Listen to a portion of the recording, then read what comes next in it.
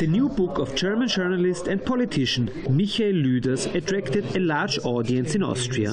Lueders is a member of the national leadership of Germany's anti-war party Bündnis Sarah Wagenknecht.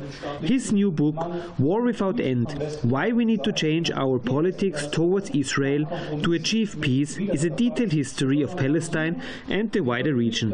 In the book, he strongly criticized the German government for its support of Zionism and the genocidal campaign of the US and Israel in West Asia. Lueders told listeners that the German government is supporting a greater Israel ideology. This is the country's current state narrative called Staatsräson, he explained. Everyone who criticizes Israel is accused of anti-Semitism. This is very problematic for writers and journalists who might face a break in their career if they address the Israeli politics, a country that is currently conducting genocide. The German parliament Bundestag recently passed a new law which enshrines their support for Israel. This controversial anti-Semitism resolution characterizes criticism of Zionism and the genocidal aggression as anti-Semitic. Lueders warns that the freedom of expression is increasingly under threat. Amnesty International said the new law raises fears of serious violation of fundamental human rights. The Netherlands, the Czech Republic, Austria, and Germany are hardcore supporters of Israel in Europe. Germany has not learned the lessons of the Holocaust.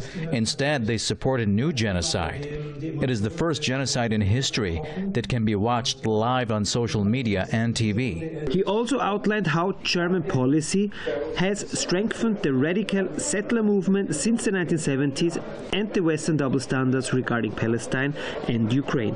Israeli politics has been so radicalized that there is no end in sight of the aggression against Palestinians. There is no interest among Israeli parties to find a peaceful solution. It's overwhelmingly a war against the Shia community in the region.